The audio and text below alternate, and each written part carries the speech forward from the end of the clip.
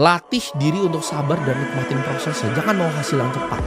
Ingat ya, kuasai diri. Sederhana itu bukan berarti lu miskin. Ada orang ya yang kelihatannya punya segalanya tapi sebenarnya nggak punya uang.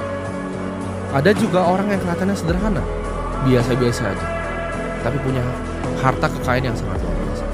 Orang sukses adalah orang yang mampu berkata tidak. Nah, mampu berkata tidak itu adalah format dari disiplin.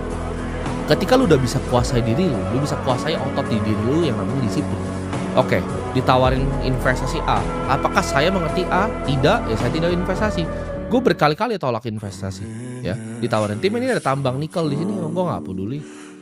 Gue nggak ngerti bisnisnya, gue nggak mau ngerti itu nikel tipe 1 atau tipe 2. Ya, gue nggak mau nanti dikerjain karena gue nggak ngerti cara kerjanya smelter untuk jadi nikel tipe 1 gitu.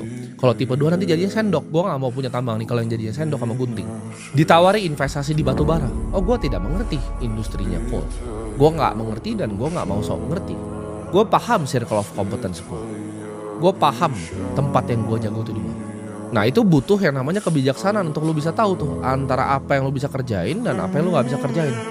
Ketika lu udah bisa kuasai diri lu lihat apa mana nih bisa dikerjain, mana yang tidak bisa dikerjain. Disiplin lu hari ini akan menentukan kekayaan lu di masa depan. Nah ini prinsip kelima yang gue pegang. Kekayaan itu harus jadi berkah. Kalau kekayaan lu tuh tidak membawa kebaikan, itu akan jadi beban yang luar biasa untuk diri lu sendiri. Dan ini gue udah alamin di level. Kalian akan paham ketika lu sudah punya kekayaan yang sebenarnya bahwa uang itu hanyalah alat bukan tujuan akhir. Kekayaan itu bukan hak lu ya, tapi hanya dititip. Itu bisa kapanpun diambil dari lu. Kalau lu tidak mengelola dengan bijak, itu bisa diambil kapanpun. Keluarga yang sebesar Vanderbilt itu bisa diambil dalam sekejap. Sejak gue nganter minyak rambut ke JNE, ya, gue setiap kali dapat kembalian dari situ, walaupun itu buat gue makan, gue liat tukang sampah di pinggir kadang gue kasih ke dia. Ini adalah kebiasaan yang sudah gue tanam dari sejak kecil. Selalu menyisihkan pendapatan untuk dibagikan ke orang lain. Kalau kamu adalah seorang pengusaha, ya jadikan bisnismu itu sumber untuk bisa bantu banyak orang, bisa mempekerjakan banyak orang, bukan hanya sarana untuk lu sendiri nyari untung. Gunakan uang yang lu punya itu untuk membangun, bukan hanya untuk menghancurkan.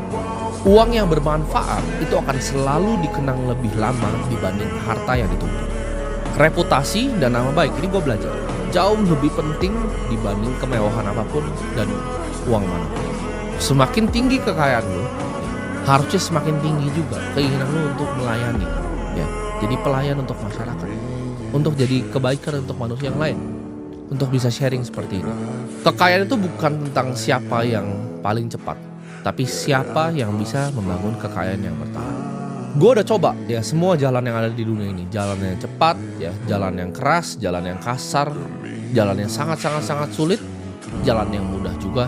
Tapi akhirnya gue kembali balik ke satu jalan, yaitu jalan yang bijak. Melayani orang itu adalah panggilan gue. Itulah kenapa gue akan sisihkan sebisa mungkin di tengah waktu gue yang banyak gue pakai untuk hal-hal yang lain, gue akan sisihkan. Karena ini adalah janji diri gue sendiri ke Tuhan di atas.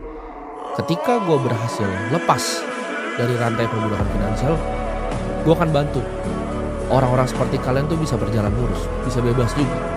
Dan semoga kalian semua di sini ya, yang sudah ngikutin gue dari lama, itu gak cuma sekedar jadi orang yang kaya, tapi kalian bisa tumbuh juga menjadi manusia yang bijak dan bisa melayani banyak orang juga nantinya, terusin tongkat estafet.